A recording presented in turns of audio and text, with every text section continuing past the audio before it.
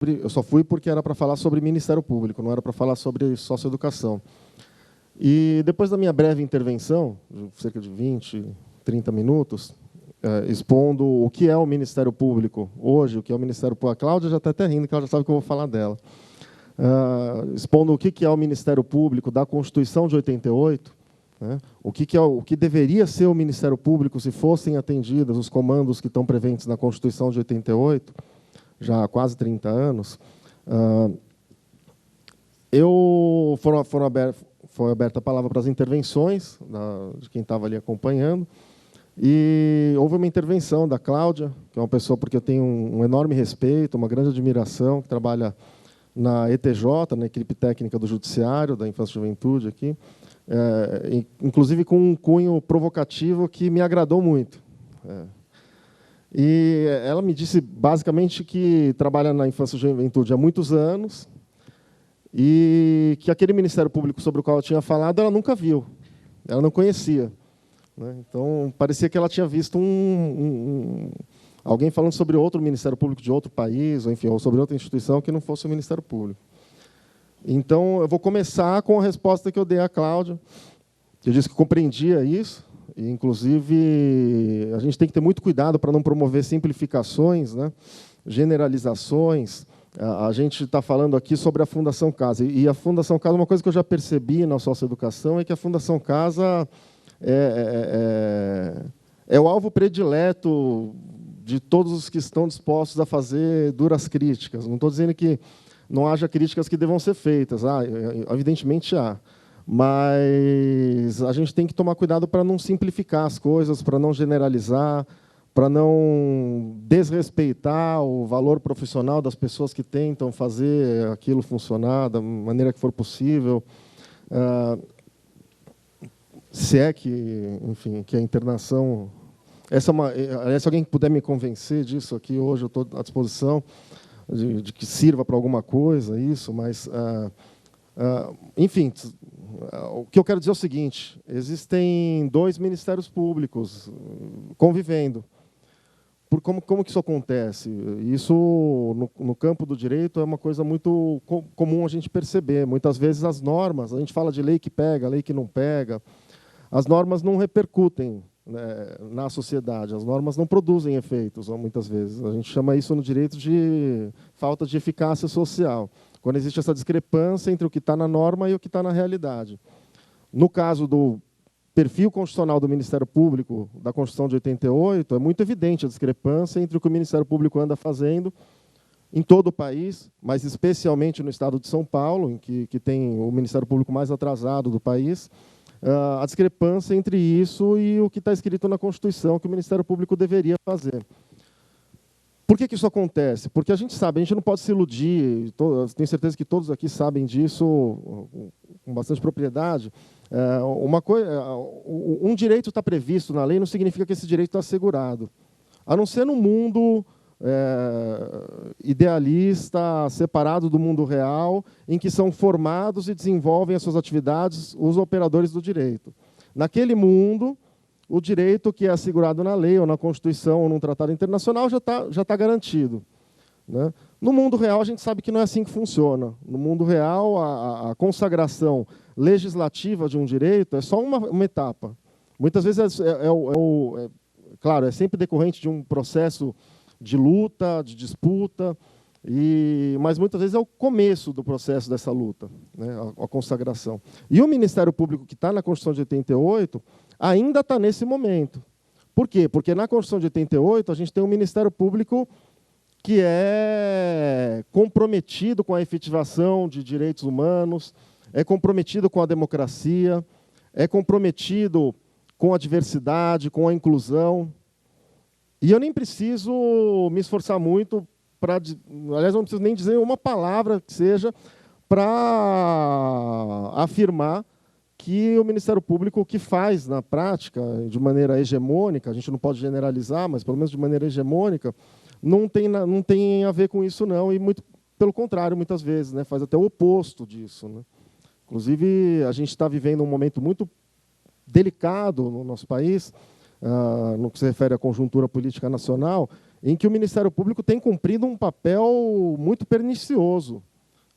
A gente tem que saber fazer a autocrítica institucional, e se a gente não fizer isso, a gente corre o risco de aquele projeto do Ministério Público de 88 ser abortado, né? Deixar de existir. Aliás, existe um plano para isso, né? Todos acompanharam, né? Nesse mar de conversas gravadas, interceptadas e reveladas, a gente sabe que existe um plano de enfraquecer o Ministério Público por meio de uma mini constituinte em 2018. Né? E é isso que vai acontecer mesmo se o Ministério Público não for capaz de fazer a própria autocrítica, de perceber o quanto tem se omitido e o quanto tem tido uma atuação, enfim, contrária àquilo que deveria ser. Mas por que eu estou dizendo isso? Porque da mesma maneira como convivem hoje na prática dois ministérios públicos, o Ministério Público pré-88, que é um Ministério Público intuitivo, que é um Ministério Público reativo, demandista, no sentido de atuar sempre por processos e inquéritos, né?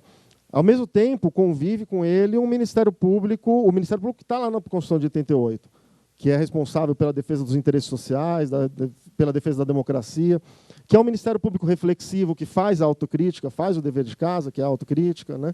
Que é proativo e que é resolutivo, que se compromete com o resultado da sua atuação. Não é aquele que promove uma ação e acha que o seu papel já está cumprido. Da mesma maneira como convivem esses dois ministérios públicos hoje, sendo que o Ministério Público pré-88 ainda é hegemônico, e no Estado de São Paulo, infelizmente, é quase soberano, né? Existem também dentro do sistema de justiça, e a contribuição que eu posso dar aqui a respeito do funcionamento do sistema de justiça, né? Dentro do sistema de justiça, a gente vê dois sistemas de justiça da infância e juventude convivendo também. O da proteção integral e o da situação irregular. O do ECA e o do Código de Menores. E o ECA, que, em termos de idade, está mais ou menos próximo ali da Constituição, está mais ou menos próximo ali daquele Ministério Público que a Cláudia não conhecia, que provavelmente muitos de vocês não conhecem, porque eu, particularmente, conheço poucos exemplos daquele Ministério Público sendo praticado.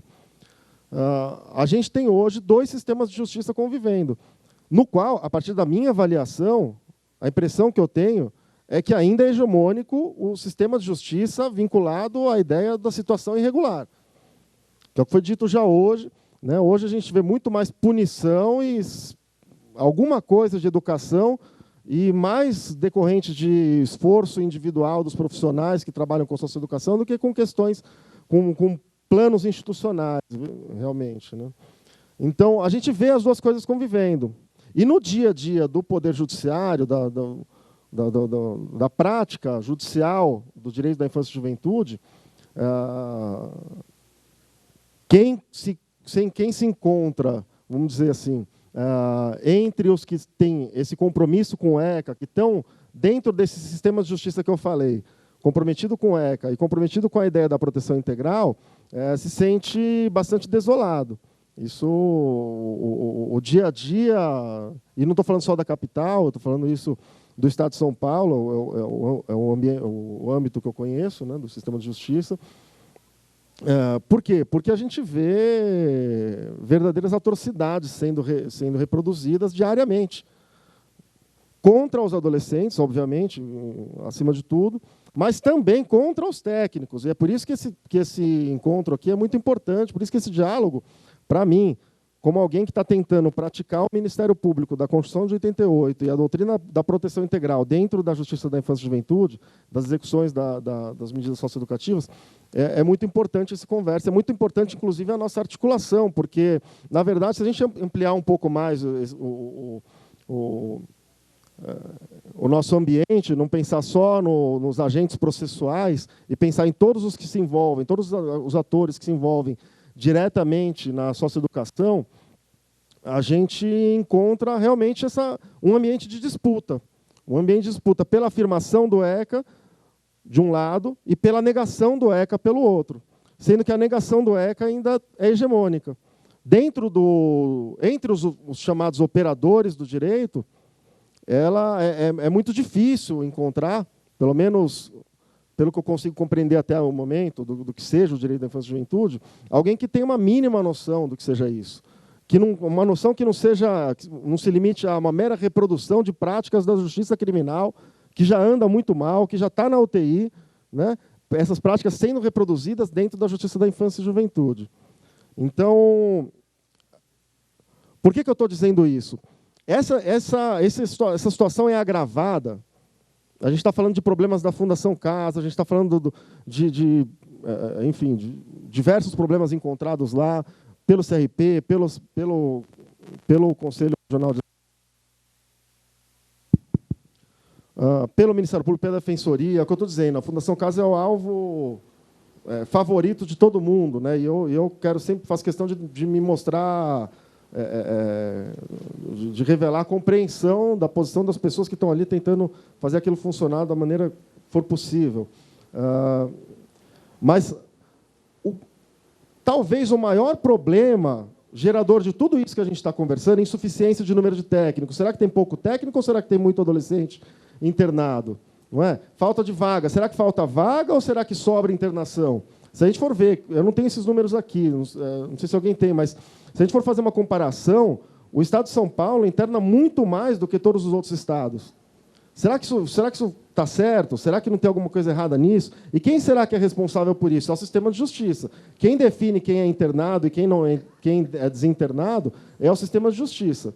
E define isso com base no senso comum, via de regra. Sem querer generalizar, mas via de regra, com base no senso comum.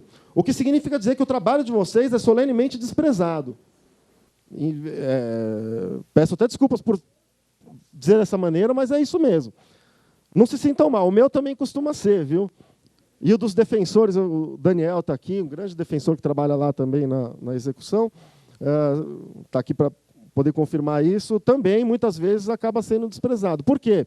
Porque eu estou falando de atores que estão dentro dessa disputa em defesa do ECA, em defesa da proteção integral. E que não tem sido, pelo menos em termos hegemônicos, não tem sido quem tem definido como vai ser a socioeducação. Quem tem definido como vai ser a socioeducação é quem se recusa a estar aqui discutindo com vocês. Obrigado. Quem tem definido os rumos da socioeducação é quem não quer estar aqui, é quem recusa qualquer diálogo. Porque, na verdade, não tem argumento. Porque, na verdade, não compreende minimamente. Eu disse, eu estou aprendendo, né? Eu estou aprendendo, mas já foi o suficiente para perceber que essa turma aí que tem definido, desprezando a opinião técnica, os rumos da socioeducação, não tem sequer interesse em compreender o que ela seja. Então,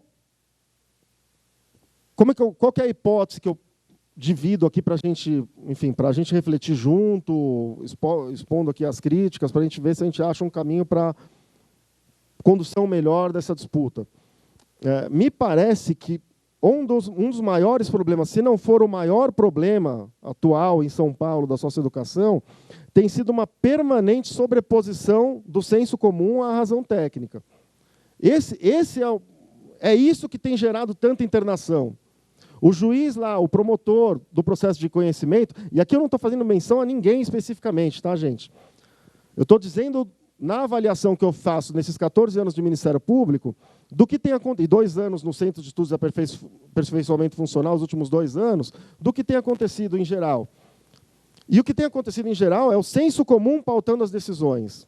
É o senso comum construído a partir de programas televisivos sensacionalistas, da mídia corporativa, mídia empresarial, que cumpre um papel dentro da nossa realidade socioeconômica e que acaba formando distorções como essa que foi mencionada aqui hoje. Não é? Os adolescentes são a fonte de todos os nossos problemas de violência, de falta de segurança pública, etc., são problemas causados por adolescentes infratores. Eu nem gosto dessa expressão. Na nossa área se costuma falar que alguns trabalham na área protetiva e outros na área de infratores. Costumo dizer que infratores, pelo menos pelo que eu consegui identificar até agora, nessa história, os adolescentes estão no último lugar na fila, se a gente for começar a nomear infratores. né? Se a gente for começar a falar da administração pública, se a gente for começar a falar do sistema de justiça, do Poder Judiciário, do Ministério Público, da Defensoria Pública, da Polícia, enfim, de todas as instituições, a gente não pode ter muito... A gente não pode, enfim, fazer muita cerimônia, né, para fazer essa autocrítica que é necessária das instituições do sistema de justiça. Então, na lista de infratores, os adolescentes estariam lá no final, né? O fato é que a gente tem hoje, dentro do sistema de justiça, uma disputa instalada entre o senso comum e a razão técnica, que hoje está representada aqui por vocês. Porque, via de regra, na Fundação Casa o padrão é esse, né? As equipes técnicas são formadas, além das equipes de segurança, pedagógicas, as avaliações técnicas são feitas por psicólogos e assistentes sociais. Então, a gente tem essa disputa, e a gente precisa pensar em maneiras, porque a gente não tem como sair por aí convocando todos aqueles que se recusam a dialogar para tentar convencê-los de que talvez a internação não seja a solução para tudo. Então, a gente tem que pensar em outras maneiras. E agora, para já encerrar, já fui avisado que o tempo está esgotado, aliás, né? Para encerrar, eu divido a minha preocupação. Minha preocupação é justamente a gente procurar um caminho melhor para essa disputa. E para isso, a gente tem que ser bem atento. A gente tem uma experiência recente em que o NAT, a equipe técnica do Ministério Público, fez um trabalho de fôlego, fez um trabalho excelente de visitas, um diagnóstico da internação e da semiliberdade no estado de São Paulo. E o relatório, que foi produto dessa análise, acabou sendo usado para a propositura enfim, para atuações do Ministério Público contrárias ao conteúdo daquele relatório. Então, a gente tem que tomar um cuidado muito grande, eu vejo isso diariamente nos processos. Relatórios de assistentes sociais e psicólogos da Fundação Casa, tendo o teor distorcido ou pinçado os pedaços dele, para que eles caibam na decisão pré-concebida dos juízes, né? Então, com isso, a gente tem que tomar um cuidado muito grande. Então, quando eu vejo vocês fazendo um trabalho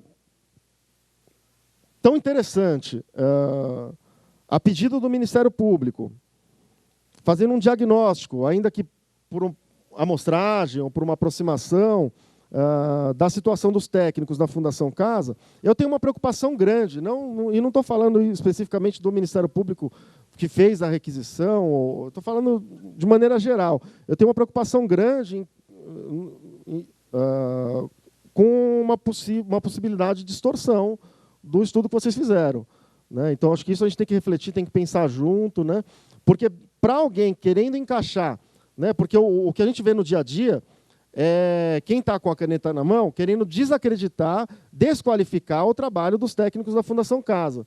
E, normalmente, com um discurso no sentido de que a Fundação Casa quer pôr todo mundo para fora porque não quer construir mais vagas, o que seria, em tese, a medida mais adequada para a gente internar, enfim, toda a juventude pobre da cidade de São Paulo, né?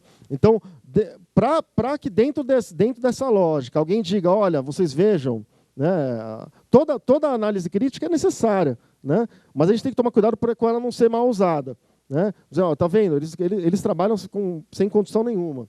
O trabalho que eles fazem, eles não têm condição de fazer um trabalho de qualidade. E é por isso mesmo que a gente precisa colocar os técnicos do judiciário para cumprir um papel de pareceristas, para, eventualmente, a opinião deles se sobrepor à opinião dos técnicos da Fundação Casa, né? Então, essa é uma preocupação.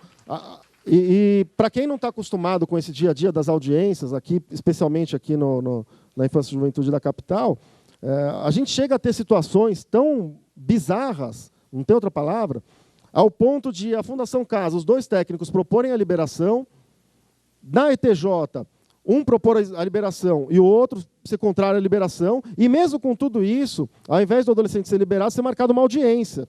E não é uma audiência para discutir o caso. Porque se fosse para discutir o caso, não seria uma audiência, seria uma reunião. Não é? Ou seria uma audiência com o formato de uma reunião, em que não tem uma pessoa presidindo e definindo os rumos da conversa e o resultado dessa conversa, né? Essas audiências têm caracterizado um verdadeiro assédio em relação aos técnicos da Fundação Casa, do meio aberto e, às vezes, até do Judiciário.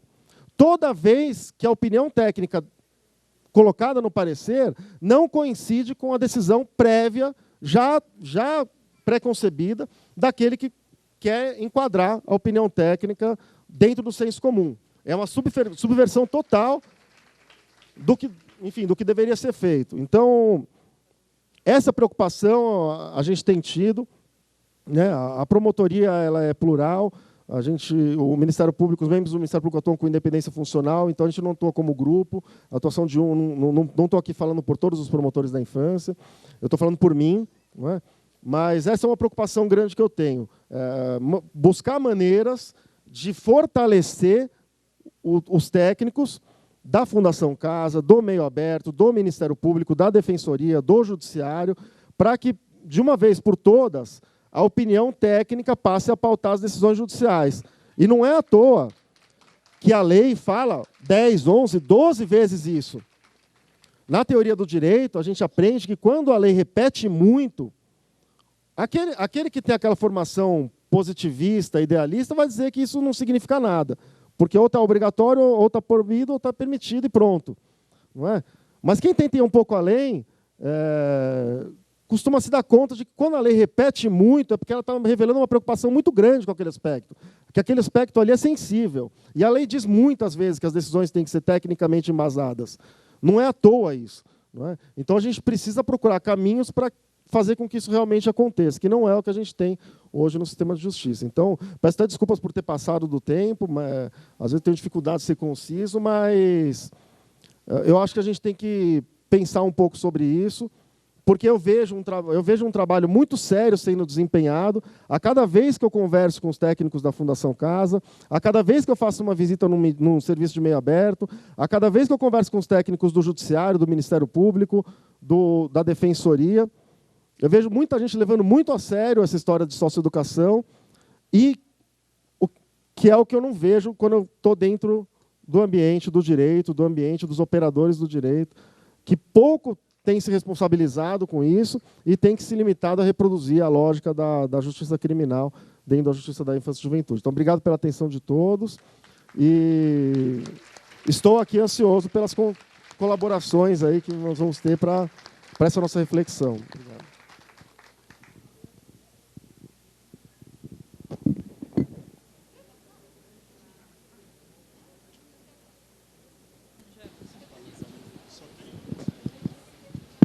Está funcionando esse?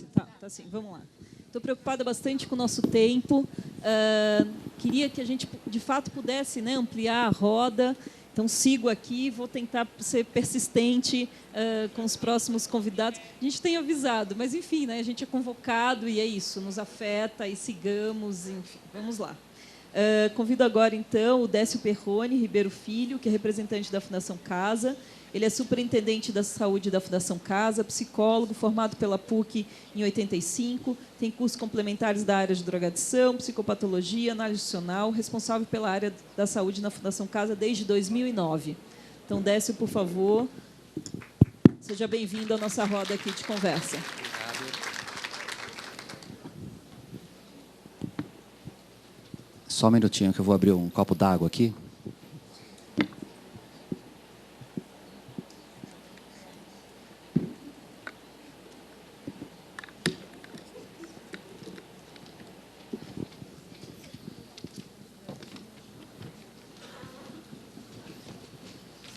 Bom, boa tarde a todos e a todas.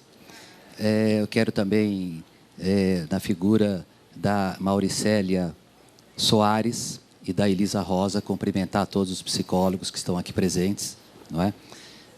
Cumprimentar todos aqui que estão me antecedendo aqui na fala, todos aqueles que também estão aqui na luta, aí, na defesa, não é, da criança e do adolescente. Bom, inicialmente, eu acho que seria muito importante a gente traçar uma consideração sobre o nosso encontro aqui, que nós estamos falando do sistema socioeducativo paulista, não é? E, no entanto, nós estamos percebendo que esse sistema socioeducativo presente aqui, ele ainda está bastante insuficiente, tá certo? Nós temos aqui, seguindo a linha da Francisquinha, que fez uma estatísticazinha aqui, nós temos aqui representantes da Secretaria da Saúde, municipal e estadual? Nenhum. Nós temos aqui representante da Secretaria de Educação estadual e municipal? Ótimo, temos aqui. Nós temos representante da Secretaria do Trabalho? Nós temos aqui representante da Secretaria de Direitos Humanos, tanto estadual quanto municipal? Não temos, não é? Então, nós temos aqui um grupo, que é o grupo que atua na medida socioeducativa, não é?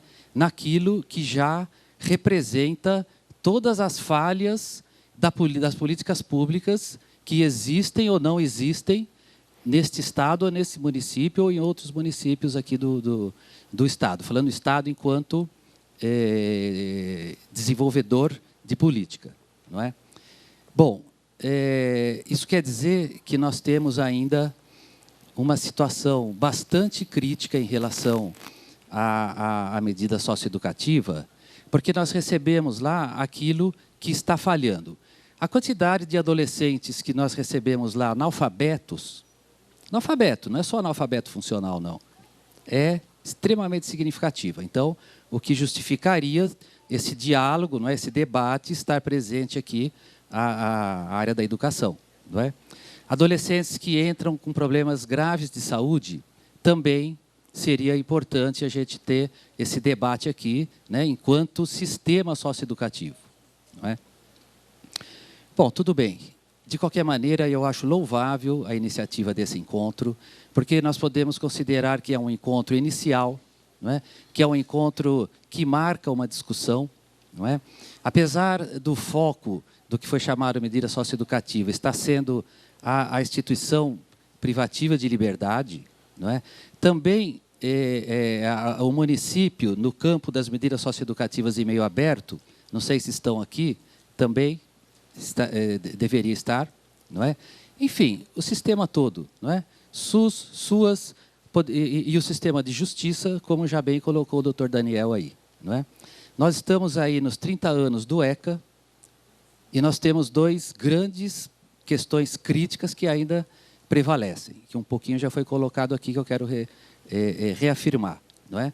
É a dicotomia entre ECA e Código de Menores, que ainda está presente, muito forte no sistema de justiça, não é? E a outra questão muito crítica colocada também aqui pelo doutor Daniel é a questão do senso comum. Nós temos uma dificuldade tremenda de trabalhar com a razão, não é? Com a razão técnica, com a razão metodológica, com a razão criativa, não é?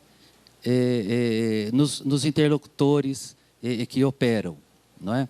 Da mesma forma, nós temos uma dificuldade muito grande, não é, de dialogar com o sistema de justiça, não como um todo, né, partes, né, do sistema de justiça, né, onde ainda é entendido que, pelo avanço da organização da Fundação Casa, embora existam muitos problemas que estão lá para serem resolvidos, né, alguns foram até apresentados aqui, não é? Existem muitos problemas, não é? Nós temos ainda um sistema de justiça que utiliza a Fundação Casa como instituição, como se fosse uma instituição total, no sentido colocado aí nos termos de ela ser autossuficiente, né? Então, a Fundação Casa, para alguns operadores do direito, é aquele lugar que vai resolver o problema de saúde do adolescente, que vai resolver o problema de saúde mental dele, que vai resolver o problema do analfabetismo, que é gigante, né? A gente não tem noção de como que é grave o problema do analfabetismo, não é? Que é um outro campo de fiscalização bastante interessante aí que a promotoria poderia também se preocupar, não é? De qualquer maneira, é importante considerar que, mesmo falhando tudo, mesmo a Fundação Casa tendo essa pressão social, não é?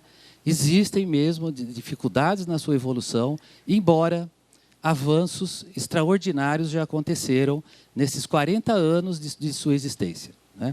E eu estou lá há 20, eu sou um crítico do sistema socioeducativo, eu sou um crítico do sistema de privação de liberdade.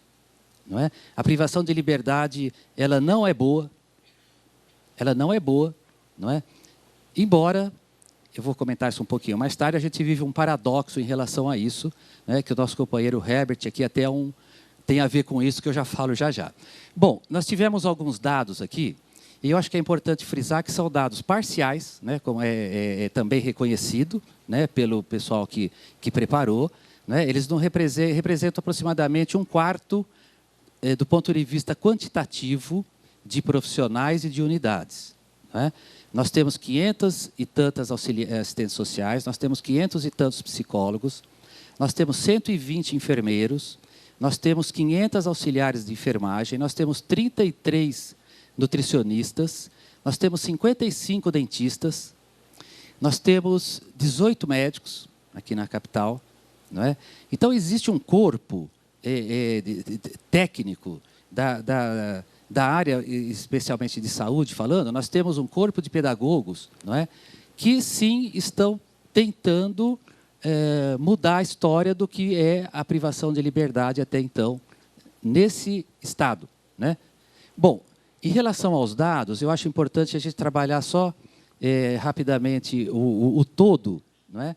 Como o tempo é muito curto, eu trouxe alguns dados em relação ao todo, só para a gente ter uma dimensão. Não é? Bom, eu vou ficar mais perto aqui, que é aqui que eu enxergo. Então, aqui é em relação à população, né? De 120 milhões de habitantes, né? Que na verdade já aumentou um pouco, né? A projeção está um pouquinho mais de 200, né? 13% está entre 12 e 17 anos. Diga. Ah, desculpa, eu vou ficar tão pertinho aqui embaixo. 82% deles estão nas zonas urbanas. Não é? E aqui é um dado interessante, porque nós temos uma população entre pardos e pretos que superam a população branca. Não é? Na Fundação Casa, entre pardos e pretos, nós temos 67%. Aqui é a evolução. Não é? Completando esse número, mas aqui mostra a evolução da privação de liberdade, como, ano a ano, ela tem uma tendência de aumento, de acréscimo. Não é? Por que isso? É uma discussão complexa, não é? Que a gente precisa desenvolver. Mas, com certeza, uma das razões disso é a aplicação do senso comum no sistema de justiça.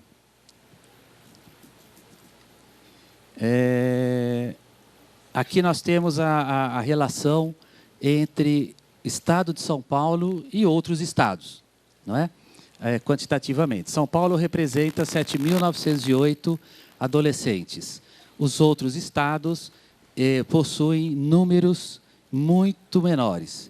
Então, hoje, nós estamos entre 40% e 50%, representando entre 40% e 50% da população total de adolescentes na medida socioeducativa do Brasil.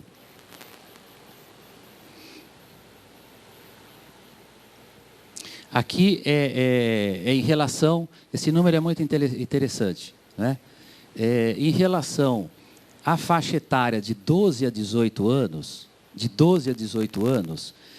vamos falar do nosso estado. Nós temos aqui entre 0,11% a 0,20% de adolescentes, não é, que estão na situação de restrição de liberdade. Existem estados que estão com 0,01%. O estado vermelho, que é o Acre, é aonde apresenta a maior relação. Não está ouvindo? Vai aumentar mais. Ele vai consertar ali. Alô? Bom, vamos seguindo. São Paulo, tem alguns dados de São Paulo.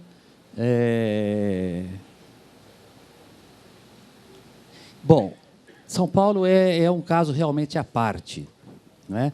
Nós temos por volta de 30 mil adolescentes que passam por atendimento no sistema de restrição de liberdade, que é a Fundação Casa, não é? Aqui em São Paulo, no estado, é um número gigante.